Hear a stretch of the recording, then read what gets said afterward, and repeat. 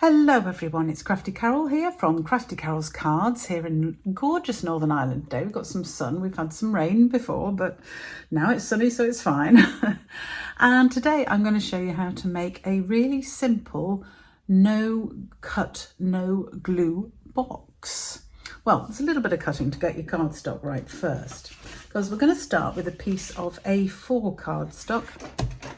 This is actually a retired colour now, but I wanted to use some of it up because it's starting to get some damaged if I don't. And we're going to just trim this down a little bit because it makes it easier for measurements, to 8 centimetres. 8 centimetres, what am I talking about? That's 8 inches. So 20.5 centimetres by, 20 centimetres actually, by 11 inches or 28 inches. So it depends if you want to work in inches or centimetres. So you're just cutting a little bit off the main A4 piece of cardstock. And then I'm going to actually bring it I've done mine in inches because I'm going to use my scoring board. And that is in inches. There is a centimetre board. If you want to use centimetres, you can get a centimetre board for this, but it doesn't really matter. I'm going to start scoring. No, we're going to start scoring on the long side. I was right the first time. And we're going to score first at 2 inches. Sorry about my clock in the background. And at 9 inches. And that is, if you're working in centimetres, you want to score at 5 centimetres and 23 centimetres. So your inch piece, it's 8 by 11. For centimetres, it's 28 by 20 centimetres. And you're going to score it on the long side at 2 and 9 inches or 5 and 23 centimetres. Then we're going to turn it round and we're going to score on the short side at 1 inch. My thing slide, that's not good. Try not to let yours slide. So we're going to score at 1 inch or 2.5 centimetres, 3 inches, and that is 7.5 centimetres, 5 inches, which is 12.5 centimetres, and 7 inches, which is 17.5 centimetres. So those are the scores we're going to do crosswise. Put that down as the way for a second. Now we are going to do a couple more scores. So I'm using just my little scoring mat on here, just to make it easier. And actually I shall get my scorer from my scoreboard because it's going to help. And a ruler or some straight edge. My ruler's so long, I'm just going to use my bone folder. And we're going to score from the first corner in from each edge to the top. So we're scoring diagonally across this sort of second box in, if you like. And we're going to score just from corner to corner like that. Then we're going to turn it, and on the second one in from this side, we're going to do the same thing. From the outside join of the first 2 score lines to the second score line in from the side. And we're just going to score across like that. I'm going to do exactly the same at this end. So join of the first 2 score lines at the side to the top of the second score line in along the edge. And finally the same thing here, where I've already made a mess because I missed my score when I was scoring it, not concentrating enough. It won't matter. Okay, so that is the score lines all done. And I've actually done them without a mistake, so we'll get that one in now, because we're going to need a few bits of DSP first. So let me show you how to fold it. So we're going to fold all of the long sides inwards. So all of those long folds, fold and score. These ones in as well. And the important thing is at the corners, we're going to fold it in and just press down that score line across the diagonal that we've scored there. So scoring that down there and that one there. Because this is a no glue box. So it should look like this when you've done all your score lines, with the 2 these are going to be the top of the box actually folded up, and these corners folded in. That's what it should look like when you've folded all your lines. Because to put the box together, we're very simply going to fold one side up, making sure those are upright, fold the other side over, and just simply push that diagonal fold inwards, and that pushes the straight pieces in there, and that is the box, which usually should hold still. I've undone this one so much, I think probably it doesn't want to hold, but there we have the box. Okay, so hold. Yeah, that's better. So it does fold and stay closed. So we're going to decorate the box first. Just pulls open again. So remember that the bit with the mountain folds is the front side. This is the base of the box, so we don't need anything on that. So we need a few bits of DSP, and we need 2 bits which are 4.5 centimetres by 17 centimetres, or 1 3/4 inches by 6 3/4 inches, and these are to stick on the 2 sides of the box. And then one of these is the top of the box. It doesn't matter which one. This one again is 6 3/4 inches or 17 centimetres, but this time it's just 3/4 of an inch wide, or 2 centimetres. So we're going to stick those ones on first. So I'll do this long one first, the long thin one. So that is going to be the top of the box. So you don't need it on both of these sides, just on one of the short sides there. So we'll stick that one on first. We'll try and get it exactly in the middle, that would be better. There we go. And then we'll stick the other 2 on.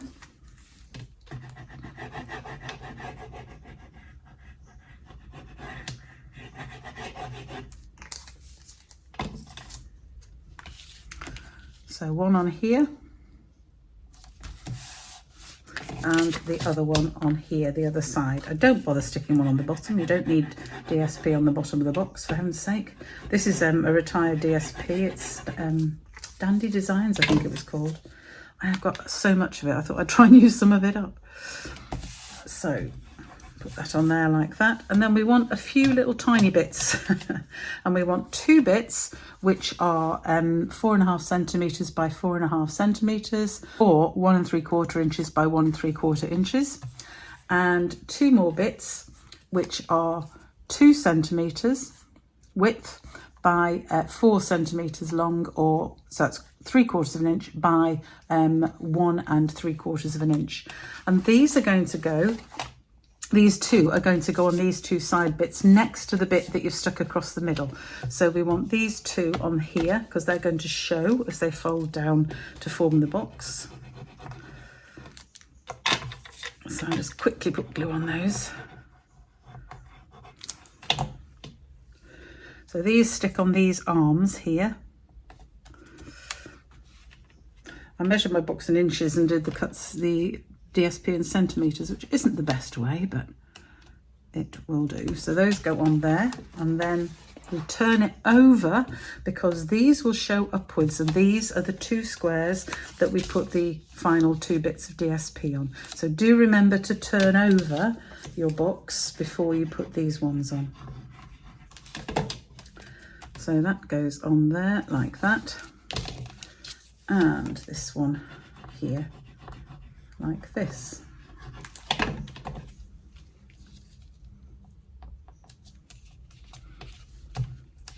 And then when we bring the box together, remember we fold in the non-decorated side first, bring the other side over, and now we've got the decorated sides, push those in, and there, if we push those in properly, there we have the box. Just need to squeeze my sides in and then it'll hold straight. You will hold straight, thank you. There, and that is the box. So you can see, we can see the 2 bits of DSP we've put on there and the ones we've put on the side and on the top, and it just remains to decorate it. We can either just put some ribbon on the top, or a bow, or put some any sort of image on the top. Doesn't really matter, but you can, you know, decorate it as you want, or you can put images down the side or wherever you want, really, whatever images you want. I've just got some little leaves that I've just cut out, and I'm going to stick those along the side together with a simple sentiment that I need to stamp. So I'm going to use Petunia Pop because it is the, oh, just reach it now, the closest to that. I'm actually going to use the thank you from the Irresistible Bloom set. Oh, it's come off already. There we go. So that is the stamp I'm going to use, and I'm going to, as I say, use Petunia Pop because it's fairly close to the colours on here. And I like it, and it's a nice new colour, so let's do that. So I'm just going to stamp thank you like that. Just get my Stampin' Chamois, my very dirty Stampin' Chamois, needs a good clean. Just to clean my stamp first. Put my ink pad away, and I'm just going to use my everyday label punch. There we go. Use a bigger bit of scrap is the lesson from that, but that will do. So I'm just going to stick those on the side here. So my leaves, I'm just going to, these are just punched out with the bow punch.